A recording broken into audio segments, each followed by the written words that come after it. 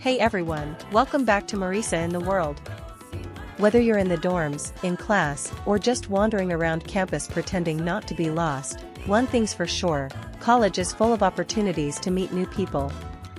But how do you go from awkwardly standing in a hallway to having an actual conversation without sounding like a robot? Well, that's what I'm here for. In today's video, I'm going to share 5 tips on how to start conversations in college, with a little humor to help you along the way. So let's dive in. Tip number 1, use your surroundings as conversation starters. We've all been there, standing around, waiting for class to start, and trying not to make eye contact with anyone. It's awkward.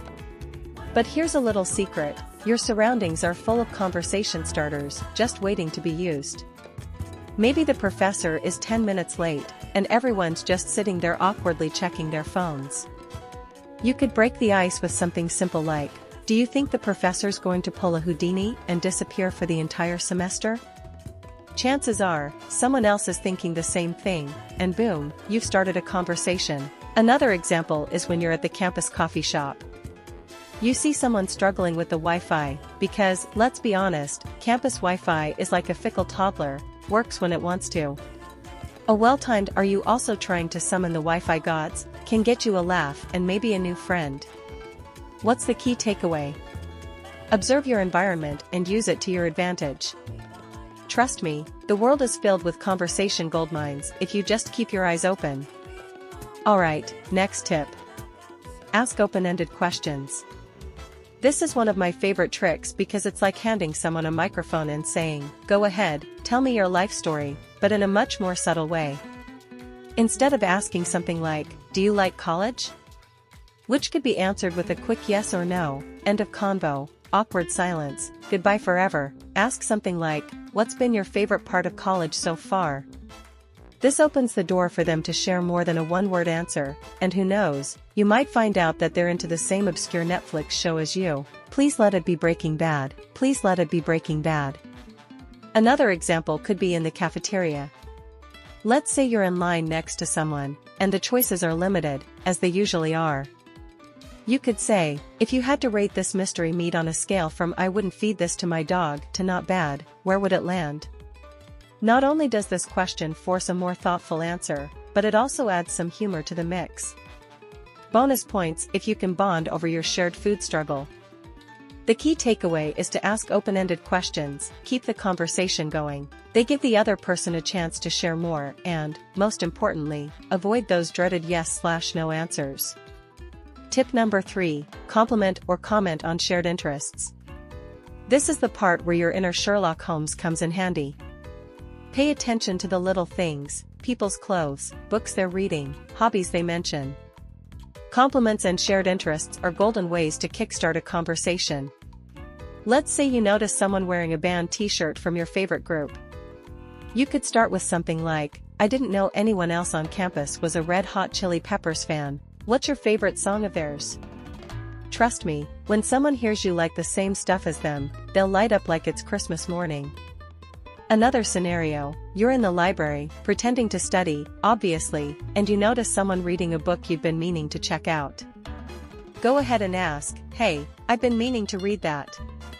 How are you liking it so far? It's simple, and it shows you're genuinely interested. Plus, if they hate the book, you've just saved yourself some time. Win-win. And if you're really struggling to find something in common, you can always fall back on a classic, I like your shoes.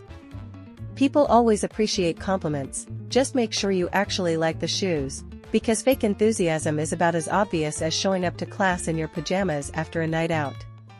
Key takeaway, compliments and shared interests are surefire ways to connect.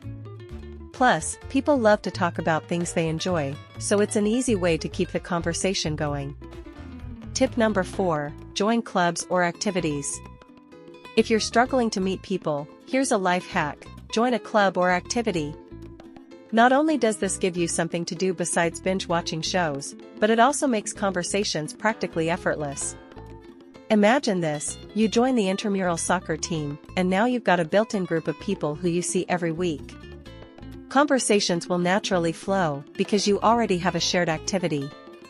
You could be like, hey, great game today. How long have you been playing soccer?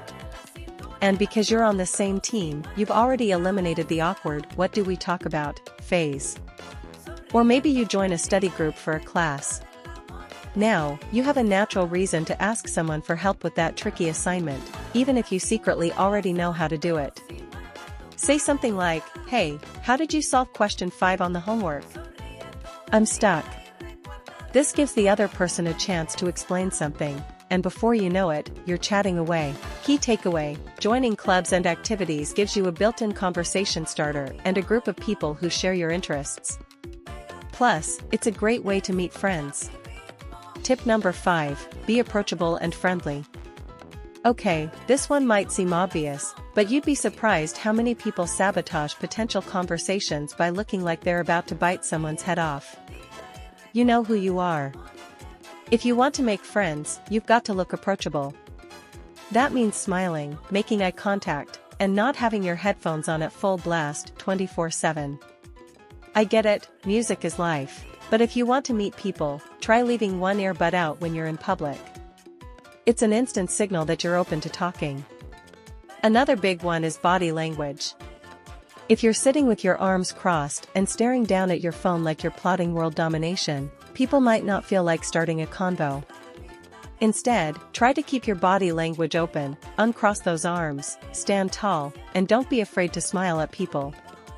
Here's a tip within a tip: whenever you feel awkward about starting a conversation, remember that most people are in the same boat. They're also probably nervous or shy about making the first move. So, be the brave one. A simple smile and "Hey, what's up?" can go a long way. Key takeaway: being friendly and approachable makes it way easier for people to talk to you. Smiles are free, use them. So there you have it, 5 easy, and kind of fun, ways to start conversations in college. Just remember, use your surroundings, ask open-ended questions, compliment people, join clubs, and be approachable. Before you know it, you'll be the social butterfly of your campus.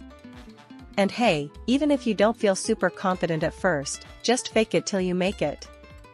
Don't forget to like and subscribe to Marisa in the World for more tips on surviving and thriving in college. And let me know in the comments, what's your go-to conversation starter? See you next time.